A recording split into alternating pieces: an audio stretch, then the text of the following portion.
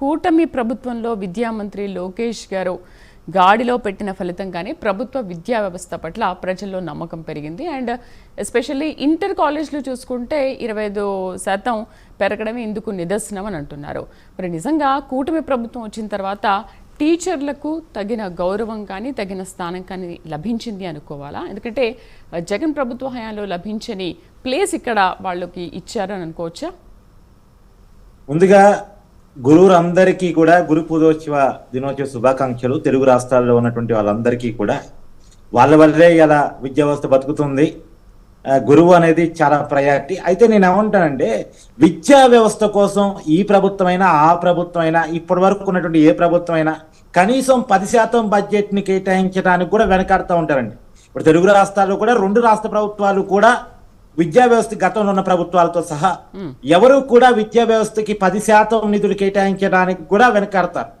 విద్యా వ్యవస్థని మెరుగుదల చేస్తేనే, విద్యా వ్యవస్థ ద్వారా మెరుగైన విద్యను అందిస్తేనే మంచి సమాజం ఏర్పడుతుంది.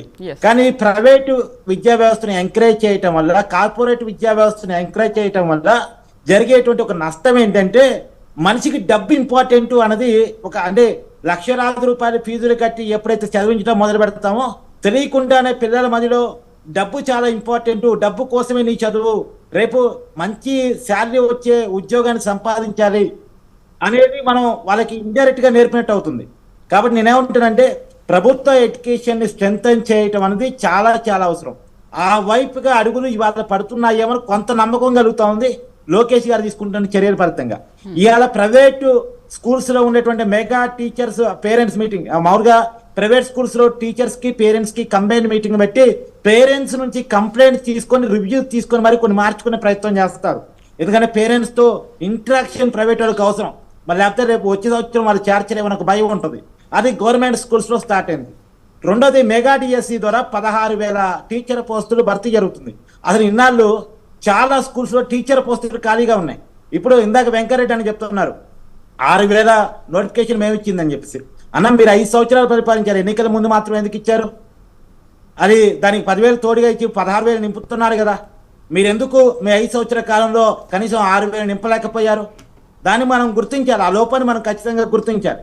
కాబట్టి నేనేమంటున్నానంటే ఖచ్చితంగా ఈరోజు వాస్తవానికి ఏంటంటే ప్రతి ప్రభుత్వం కూడా ఎంతో కొంత స్కూల్స్ కోసం కేటాయిస్తుంది, ప్రయత్నం చేస్తుంది. జగన్మోహన్ రెడ్డి గారు ఏం ప్రయత్నం చేయలేదని నేను అన్ను, కానీ చేసిన దాంట్లో అవినీతి ఉందని ఇవాళ కూటమి ప్రభుత్వం అంటుంది. అవినీతి ఉంటే ఎలికి తీయాలనే మాలాంటి వాళ్ళు డిమాండ్ చేస్తారు. కానీ నేనేమన్నానంటే గతంలో వైసీపీ చేసిన ప్రయత్నం సరిపోదు. పైగా టీచర్ల మీద వేధింపులు పెరిగాయి. గతంలో టీచర్స్ రోడ్డు మీదకి వచ్చి ఆందోళన చేశారు. మీరు మీ ప్రైమ్ లైన్ రిపోర్టర్ జిల్లాలో ఇప్పుడు ఇవాళ శుక్రవారం స్కూల్స్ ఉన్నాయి, ఏ స్కూల్ కాడికన్నా వెళ్ళి మైకి పెట్టండి, ప్రతి టీచర్లు వాపోతారు. గత 5 సంవత్సరాల కాలంలో జగన్మోహన్ రెడ్డి గారు వేధింపులు ఏ రకంగా ఉన్నాయని. టీచర్స్ ఏదైనా చెప్పుకుందామన్నా కానీ ప్రభుత్వం అవకాశం అనే పరిస్థితి. ఇంకో విషయం ఏంటంటే టీచర్ల బదిలీల కోసం బొత్స సత్యనారాయణ గారు ఎన్నికల కంటే ముందు స్పెషల్ గ్రేడ్ పదోన్నతులకి అంటే ట్రాన్స్ఫర్స్ కింద దాదాపు 60 కోట్ల రూపాయల డబ్బులు వసూలు చేశారు. ఒక్కొక్క టీచర్ నుంచి 1200 టీచర్ దగ్గర 5 లక్షల రూపాయలు వసూలు చేశారు అన్నటువంటి ఆరోపణ ఆయన మీద ఉంది. ఇది పక్కన పెడితే మీరు ఏదో ఎడ్యుకేషన్ క్వాలిటీ చేస్తే వైసీపీ అన్నారు కదా. 2022లో బొత్స సత్యనారాయణ గారు విద్యాశాఖ మంత్రిగా బాధ్యతలు చేపట్టిన తర్వాత 1,00,000 మంది పైగా 10th క్లాస్ విద్యార్థులు ఫెయిల్ అయినటువంటి విషయాన్ని మనం గుర్తుపెట్టుకోవాలి. సో ఖచ్చితంగా విద్యా వ్యవస్థ స్టాండర్డ్స్ ని వైసీపీ పట్టించుకోలేదు. కాకపోతే నాడు నేడు పేరుతోటి గోడలు కట్టమో బాత్రూమ్లు క్లీనింగ్ పేరుతో డబ్బులు డ్రా చేసే ప్రయత్నం చేసిందేమో తప్ప విద్యా వ్యవస్థను మెరుగుదల చేయడం కోసం మాత్రం ప్రయత్నం చేయాలి. విద్యా వ్యవస్థను మెరుగుదల చేయాలంటే ముందుగా టీచర్ నియామకాలు జరగాలి, ఎడ్యుకేషన్ లో క్వాలిటీ సిస్టమ్ ఇంట్రడ్యూస్ చేయాలి. ఆ వైపుగా ప్రయత్నం జరగలేదేమో అని నాకు అనిపిస్తా ఉంది. రెండోది ఏంటంటే పేరెంట్స్ లో చైతన్యాన్ని కల్పించాలి. పేరెంట్స్ కి చదువు ఇంపార్టెన్స్ చెప్పాలి. ఒకప్పుడు మారుమూల గ్రామాల్లో ఉన్నారు, మాకు చదువు అవసరం లేదు అనుకున్న పరిస్థితుల్లో నుంచి చదువు ఎంత అవసరమో చంద్రబాబు నాయుడు గారు తెలియజేశారు. ఐటీ ఉద్యోగాలు క్రియేట్ చేయడం ద్వారా చదువుకుంటే ఒక ఉన్న స్థాయిలో మనం వెళ్ళొచ్చు, మనం విదేశాల్లో కూడా సెటిల్ కావచ్చు అనేటువంటి ఒక అవగాహన, ఒక చైతన్యాన్ని ఆ రోజు. కార్తిక్ గారు రీసెంట్ గా కూడా మంత్రి లోకేష్ ఒక సిస్టమ్ ని కూడా ప్రవేశపెట్టారు కదా. అంటే పేరెంట్స్ టీచర్ మీటింగ్, ఇద్దరు కలిసి ఏం చేయాలి, మనం అంటే పిల్లలు ఎలా ఉండాలి, ఏం చేయాలి, అసలు వాళ్ళ మార్క్స్ ఎలా వచ్చాయి, వాళ్ళని అవగాహన ఎలా పెంచాలి, అంటే ఇలాంటి ప్రమాణాలు తీసుకొస్తే సరిపోతుందా? పేరెంట్స్ టీచర్ మధ్య కాకుండా టీచర్స్కి కూడా ఒక అవగాహన అనేది తీసుకురావాలి కదా, మరి వాళ్ళకు కూడా వాళ్ళకి కావాల్సింది ఇస్తే వాళ్ళు కూడా ఖచ్చితంగా పిల్లలకి ఇంకా మంచి విద్యను అందించి బంగారమయం చేస్తారు కదా వాళ్ళ జీవితానికి కూడా.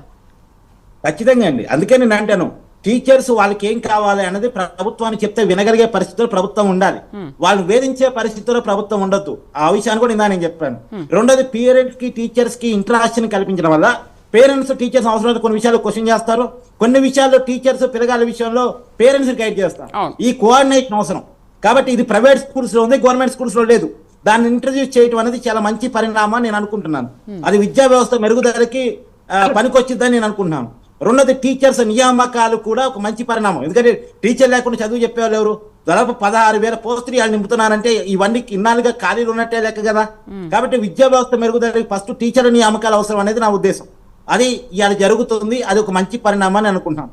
ఏదైనా ఇంకోటి ఏంటంటే ఉన్న వాళ్ళందరికీ ఎంతమంది పిల్లలు ఉంటే అంతమందికి తల్లికి వందనం ఇస్తున్నారు. గతంలో ఎంతమంది ఉన్నా ఒక్కరికే ఇచ్చేవాళ్ళు. సో ఆ మేరకు ఇది మార్పు జరిగింది.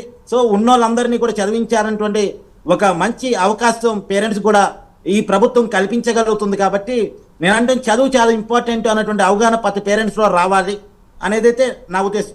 ఒకటి మాత్రం వాస్తవం, మంచి విద్య ఉంటేనే ఆ సమాజం మంచిగా మనుగడ సాధించగలుగుతుంది. మన ఎడ్యుకేషన్ సిస్టమ్ అనేది చాలా స్ట్రాంగ్ ఎడ్యుకేషన్ సిస్టమ్.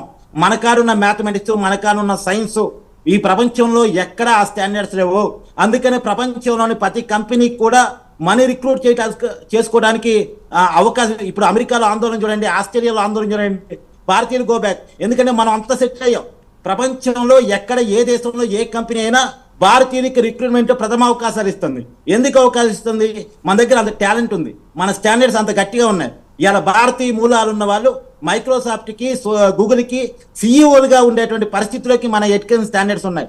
కాబట్టి ఆ స్టాండర్డ్స్ ఉన్న ఎడ్యుకేషన్ని మరింత స్ట్రెంథెన్ చేయటం, అందరికీ చదువుని దగ్గర చేయటం, ఆ చదువులో ఉన్నటువంటి రోడ్పాటుని సరిదిద్దటం, టీచర్స్ని ప్రధానంగా రిక్రూట్ చేసుకోవటం, వాళ్ళలో ఎలాంటి బేస్డాలం లేకుండా వాళ్ళు కూడా చెప్పేది ప్రభుత్వం వినగలటం, వాళ్ళకి ఏం కావాలో చేయగలగటం, విద్యా వ్యవస్థను స్ట్రెంథెన్ చేయడానికి ఇవన్నీ పనికొస్తాయని అయితే అనుకుంటున్నాను.